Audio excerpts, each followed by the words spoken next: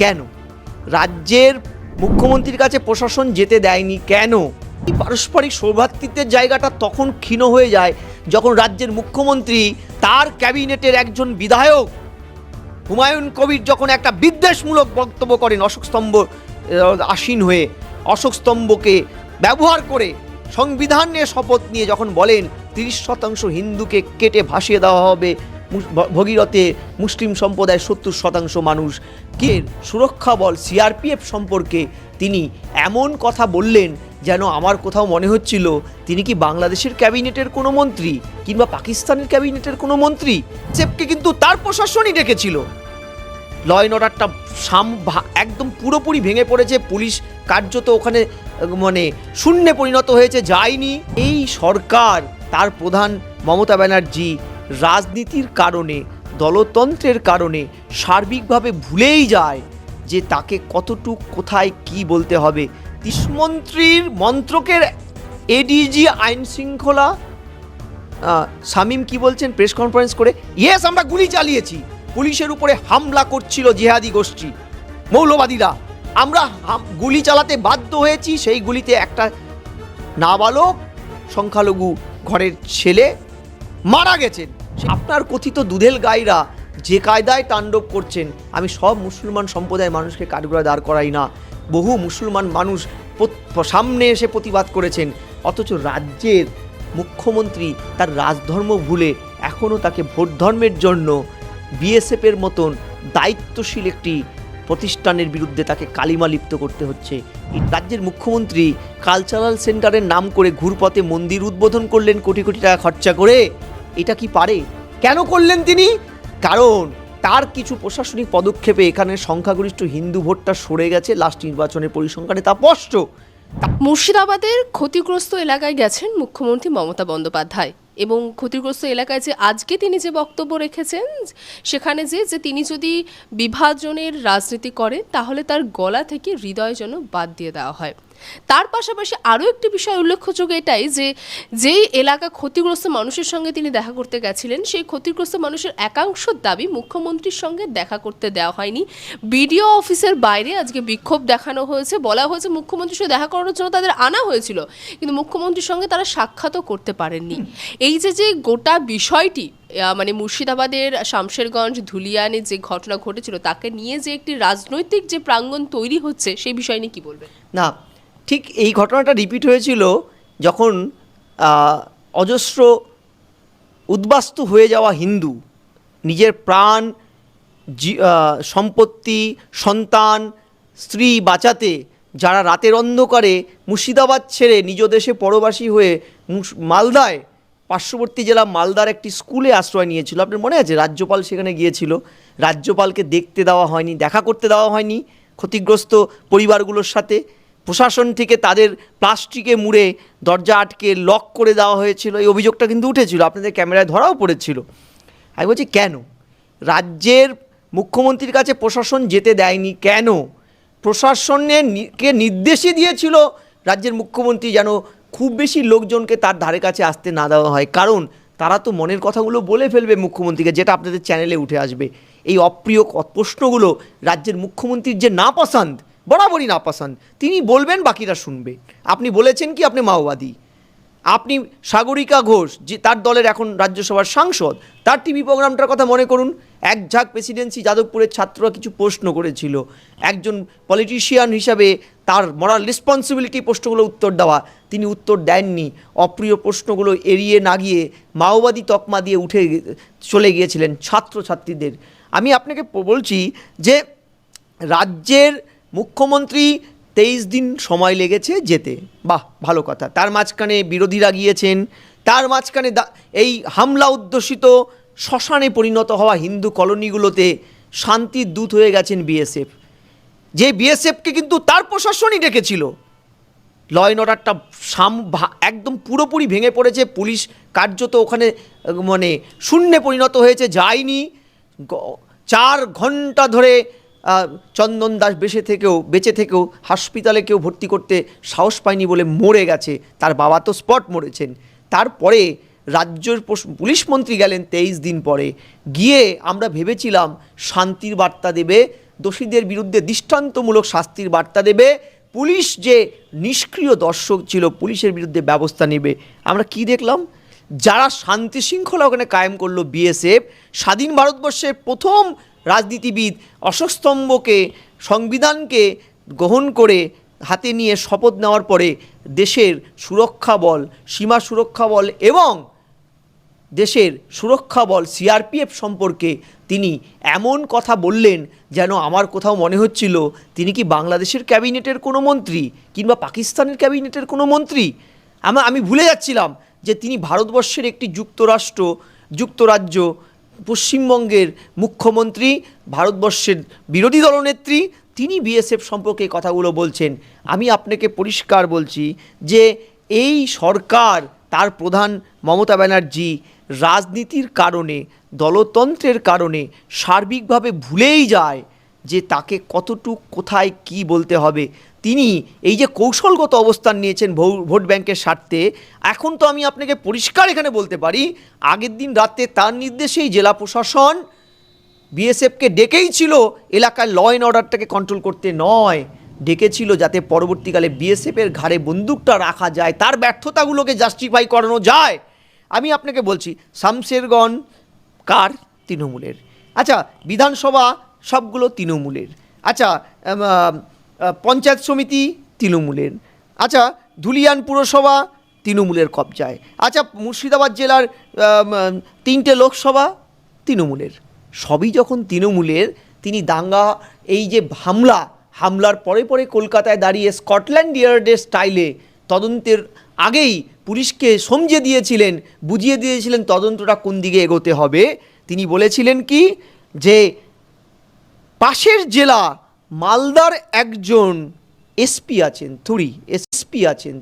SP নয় MP, আপনি ঠিক শুনেছেন, এমপি, সেই এমপি ঈশা খান চৌধুরী নাকি সব কিছুর জন্য দায়ী। তারপরে উনি বললেন বিএসএফ দায়ী, তারপরে বললেন বাংলাদেশ থেকে বিএসএফ লোক এনে এইসব করিয়েছেন। অথচ এই দাস পরিবারের এফআইআর ভিত্তিতে যাদের অ্যারেস্ট করা হলো তারা প্রত্যেকেই, সবচাইতে দূরের যে লোকটি অ্যারেস্ট হয়েছিল তিনি 200 মিটার দূরে, সবাই ওই পাড়ার। তারা তাদের প্রতিবেশীকে ধর্মীয় উন্মাদনা তৈরির কারণে বেছে বেছে খুন করেছে। মনে হয় সেই বিষয়টি সভাকুলের সামনে তুলে ধরা হচ্ছে যে যার বিরুদ্ধে ইতিমধ্যে অভিযোগ হয়েছে তিনি সেই একই পাড়ার মানুষ, এবং অন্যদিকে যে সম্প্রীতির বার্তা আমরা দেখছিলাম এই ঘটনার কিছু একদিন দুদিন পরেই দেখা যাচ্ছিল সমাজ মাধ্যমে বারবার তুলে ধরা হচ্ছিল কিভাবে একজন মুসলিম পরিবার একটি হিন্দু পরিবারকে রক্ষা করা হচ্ছে, কোথাও আই ওয়াশ করার কি চেষ্টা করা হচ্ছে। একদম দেখুন, ঝন্টু শেখ প্রাণ দিয়েছেন দেশের জন্য। একটা অংশের সংখ্যাগরিষ্ঠ মুসলিম মুর্শিদাবাদের তারা তো শেল্টার দিয়েছে, আবার অপরদিকে কোথাও এর প্রতিক্রিয়া স্বরূপ যে মুসলিম পরিবারগুলো হামলা হয়েছে সেটাও আমাকে বলতে হবে, সেখানেও বুক আগলে হিন্দুরা কিন্তু বাঁচিয়েছে। এই পারস্পরিক সৌভ্রাতৃত্বের জায়গাটা তখন ক্ষীণ হয়ে যায় যখন রাজ্যের মুখ্যমন্ত্রী, তার ক্যাবিনেটের একজন বিধায়ক হুমায়ুন কবির যখন একটা বিদ্বেষমূলক বক্তব্য করেন অশোক স্তম্ভ আসীন হয়ে, অশোক স্তম্ভকে ব্যবহার করে সংবিধান নিয়ে শপথ নিয়ে যখন বলেন 30% হিন্দুকে কেটে ভাসিয়ে দেওয়া হবে ভগীরথে, মুসলিম সম্প্রদায়ের 70% মানুষ, কিংবা তার দলের অন্যতম মন্ত্রী সিদ্দিকুল্লাহ যখন বলে জেলাগুলোকে টাইট দেই তারপরে আমি কলকাতাকে টাইট দিব, তখন পুলিশ মন্ত্রীর এই যে সেকুলার মুখটা, সাম্প্রদায়িক সম্প্রীতির মুখটা কোথায় থাকে বলুন তো? আমি বলছি এদেরকে শাস্তি না দিয়ে আপনি কথাগুলো বলেন, তখন মনে হয় আপনি রাজধর্ম থেকে বিচ্যুত হয়ে শুধু ভোট ধর্মকে আপনার ওয়ান অ্যান্ড অনলি এজেন্ডা করে নিয়েছেন। আচ্ছা বলুন, যে আপনি বলছেন বিএসএফ লোক ঢুকিয়েছে, অথচ 12/4/2025 আপনার পুলিশ মন্ত্রীর মন্ত্রকের এডিজি আইন শৃঙ্খলা শামীম কি বলছেন প্রেস কনফারেন্স করে, ইয়েস আমরা গুলি চালিয়েছি, পুলিশের উপরে হামলা করছিল জিহাদি গোষ্ঠী মৌলবাদীরা, আমরা গুলি চালাতে বাধ্য হয়েছি, সেই গুলিতে একটা নাবালক সংখ্যালঘু ঘরের ছেলে মারা গেছেন, সেই পরিবারও কিন্তু সেটাকে স্ট্যাবলিশ করেছে। কোথাও কি কোনো এই উদ্বাস্তু হয়ে যাওয়া ঘর ছাড়া বা মৃত পরিবারের লোকজন একটাবার বিএসএফের বিরুদ্ধে একটা আঙুল তুলেছে? আপনি দেখাতে পারবেন একটা তথ্য? বরং কালকে ওরা হলফনামা দিয়ে বলেছে হাইকোর্টের কাছে, যে মামলাটা আজকে শুনানি ছিল, যে ওখানে স্থায়ী বিএসএফ ক্যাম্প করা হোক। তারা ল অ্যান্ড অর্ডারের প্রশ্নে রাজ্যের পুলিশ মন্ত্রী, রাজ্যের মুখ্যমন্ত্রীর ওপরে আনট্রাস্টেড ওখানে বলেছে তারা। পুলিশ সেদিন ওদেরকে বাঁচাতে যায়নি। পুলিশ, ওরা একটু শান্তিতে শর্ট লেগে আশ্রয় নিয়েছে, সেই দরজা ভেঙে ওদেরকে অপহরণ করতে চলে এসছে। এই যে ভাবুন, কানে দুল, লাল চুল, ফাটা জিন্স, উইথাউট আই কার্ড, কোনো নেম প্লেট নেই, ইউনিফর্ম নেই, গেঞ্জি পরে, হাওয়াই চটি পরে যারা এসছে, আপনি মনে করেন তারা পুলিশ? সমাজ বিরোধীরাও একটা ড্রেস কোড মেনে চলে। এই যে পুলিশ এসেছে, তাতে বুঝতে পারছেন যে হৃদয় মণ্ডলকে তারা যখন তুলে নিয়ে গিয়ে মুখ্যমন্ত্রীর সামনে হৃদয় চাপ দিয়ে, ভয় দেখিয়ে হৃদয়কে বিগলিত করতে মানে করেছিল, পুলিশের দ্বারা হৃদয় বিগলিত হয়েছিল হৃদয় মণ্ডলের, যে তিনি তার সাক্ষীর যা কথা প্রথমে বলেছিলেন ঠিক উল্টো কথাটা পরে বলেছেন। একইভাবে এই পরিবারটাকে হাইজ্যাক করতে চেয়েছিল পুলিশ মন্ত্রীর নির্দেশে পুলিশ, যাতে তার মুখ দিয়ে এমন কিছু বের করা যায় যাতে প্রমাণ হয় ঘটনাটা কেউ কোনো মৌলবাদী গোষ্ঠী বা তৃণমূলের কোনো নেতা করেনি। হ্যাঁ, আচ্ছা, আমি যদি তাই হয়ে থাকে, মুখ্যমন্ত্রী তো সব সময় বলেন, ঠিক কথাগুলো বলেন, পুলিশের আগে তিনি কোথা থেকে খবর পেয়ে যান। আমি আপনাকে বলছি, পরিবারের কথাটা কি মানবেন না? নাকি দুদিন পরে মুখ্যমন্ত্রী যদি বলে চন্দন দাস, হরগোবিন্দ দাস খুন হননি, সেটাও মেনে নিতে হবে আপনার? ওখানে পরিবার কালকে সব চ্যানেলের সামনে বলেছে, সব মিডিয়ায় আজকে ছেপেছে, দেখুন, যে আমরা ইনসিকিউর ফিল করছি, বিএসএফ সঠিক সময় এলে, রাজ্য পুলিশ সঠিক সময় এলে আমরা বেঁচে যেতাম। রাজ্য পুলিশ আসেনি, 200 মিটার দূরে পুলিশের ফাঁড়িতে বারবার বলার পরেও তারা আসেনি। এটা কি মুখ্যমন্ত্রীর কথার সাথে মিলছে? মুখ্যমন্ত্রী সেটা নিয়ে কিন্তু কথা বলছেন না। আজকে মুখ্যমন্ত্রীকে কতগুলো গল্প সাজাতে হচ্ছে, ঠিক যেমনভাবে উনি প্রত্যেকটা মুহূর্তে কোনো অপরাধ হয়ে গেলেই তিনি গল্প সাজান। গল্পের গরু তো গাছেও ওঠে ম্যাডাম, কিন্তু আপনার গরু তো হারিয়ে গেছে। গরু হারালে তো মায়েরা হয়তো এমনভাবেই বলে, আপনার কথিত দুধেল গাইরা যে কায়দায় তাণ্ডব করছেন। আমি সব মুসলমান সম্প্রদায়ের মানুষকে কাঠগড়ায় দাঁড় করাই না, বহু মুসলমান মানুষ সামনে এসে প্রতিবাদ করেছেন, অথচ রাজ্যের মুখ্যমন্ত্রী তার রাজধর্ম ভুলে এখনও তাকে ভোট ধর্মের জন্য বিএসএফের মতন দায়িত্বশীল একটি প্রতিষ্ঠানের বিরুদ্ধে তাকে কালিমা লিপ্ত করতে হচ্ছে। এটা বলুন তো, ভারতের সংবিধানের জন্য কত বড় অশনির সংকেত, বিশেষ করে যখন যুদ্ধকালীন একটি পরিস্থিতি দানা বাঁধছে, ভারতের জাতীয়তাবোধ একটা জায়গায় ঐক্যবদ্ধ হচ্ছে, সেখানে গিয়ে রাজ্যের মুখ্যমন্ত্রী একটা প্রশাসনের সর্বোচ্চ পদে বসে থেকে একটার পর একটা ঘটনা যে কথাগুলো বলছেন, আজকে তিনি কি কায়দায় বিরোধীদের আক্রমণ করেছেন, একজন রাজ্যের মুখ্যমন্ত্রী এটা বলতে পারেন? আমি আতঙ্কিত হচ্ছি।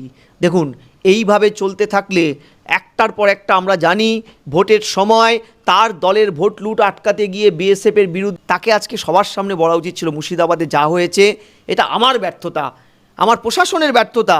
আগামীতে আমরা চেষ্টা করব এটা যেন না হয়। এখানে স্থায়ী বিএসএফ ক্যাম্প হবে বর্ডার এরিয়ায়। মা বোনেরা রেডি হন, যুদ্ধকালীন পরিস্থিতিতে ভারত কিন্তু যুদ্ধের এগোচ্ছে, আপনারা কিন্তু হাতে হাত মিলিয়ে বিএসএফকে সাহায্য করবেন, দেশের অখণ্ডতা রক্ষা করতে সাহায্য করবেন। যুদ্ধকালীন পরিস্থিতিতে কি করে আমরা সুস্থ থাকতে পারি, সৌভ্রাতৃত্ব বজায় রাখতে পারি, সেটার বার্তা দিতে পারতেন। উনি কি করলেন? আজও বিএসএফের বিরুদ্ধে উস্কানিমূলক কথা বললেন। তারপরে আপনি মনে করেন যে উনি বাংলাদেশের ক্যাবিনেটের কোনো মন্ত্রী বা পাকিস্তানের ক্যাবিনেটের কোনো মন্ত্রী, এটা ভাবা আমাদের ক্ষেত্রে অন্যায় হবে? তাহলে এই জায়গায় গিয়ে আজকে মুখ্যমন্ত্রী যে এই যে ডিনাইং পলিটিক্স, এই যে কথায় কথায় উনি বারবার বলেন, মানে আমি খুব অবাক হই যে বাড়িতে আপনি বসে ইন্টারভিউটা নিচ্ছেন, এটা রবীন্দ্রনাথ ঠাকুরের বাড়ি। রবীন্দ্রনাথ ঠাকুর আজ থেকে প্রায় 200 বছর আগে একাধিক কবিতা লিখে গেছিলেন। তার একটা উল্লেখযোগ্য কবিতার একটা লাইন ছিল, ভার তার না রহিবে দায়। রবীন্দ্রনাথ ঠাকুর হয়তো কবিতাগুলো লিখেছিলেন, তিনি হয়তো দিব্যদৃষ্টিতে দেখতে পেরেছিলেন 200 বছর পরে তার এই বাংলায় একজন পলিটিশিয়ান আসবেন যাকে প্রত্যেকটা কথায় মিথ্যাচার করতে হবে, এবং তখনই তার কবিতাগুলো প্রাসঙ্গিক হয়ে দাঁড়াবে, আর আমরা এটাকে আওড়ে আওড়ে আপনাদের বলবো। উনার কি কোনো দায় নেই বলুন তো? একটা শেষ প্রশ্ন করব এই প্রসঙ্গ নিয়ে। আমরা জানি যে মুর্শিদাবাদ হোক বা কাশ্মীর হোক, যেখানে ঘটনাটি ঘটেছে সেখানে ধর্ম এর মধ্যে অন্তর্ভুক্ত রয়েছে। তো ভারতবর্ষের যে সাম্প্রদায়িক রাজনীতির যে প্রেক্ষাপট, সেখানে ধর্ম নিয়ে যে একটি সমস্যা তৈরি হচ্ছে, সেই বিষয়টাকে মূলত চিহ্নিত না করে ধর্মর কথা তুলতেই সেটাকে হিন্দু মুসলিমভাবে দাগিয়ে দিয়ে কোথাও কি আমরা মূল যে বিষয় সেটাকে দূরে সরিয়ে দিচ্ছি না, বা একদম আগামী ভবিষ্যতে অনির্দিষ্টকালের জন্য একটি বড় সমস্যা তৈরি করা হচ্ছে না এখানে? আপনি দারুণ প্রশ্ন করেছেন কুর্নিশ। দেখুন, এই কম্পারেটিভ কমিউনালিজম, প্রতিদ্বন্দ্বিতামূলক সাম্প্রদায়িকতা, এটা কিন্তু দুটো দল পশ্চিমবঙ্গের আসীন বা ভারতবর্ষের সার্বিক প্রেক্ষাপটে ভারতবর্ষের যারা এখন ক্ষমতায় আছে তাদের সাথে কিছু আঞ্চলিক তৃণমূলের মতো দলের এই প্রতিযোগিতা শুরুই হয়েছে ভোট ব্যাংকের জন্য। দেখুন, এই যে এটা পরিষ্কার সত্য কথা, আজকে মুর্শিদাবাদের এত বড় গ্রেট ফেইল, 32,000-এর চাকরি চলে যাবে, 26,000 চলে গেছে, তার কি দিশা জানি না আমরা।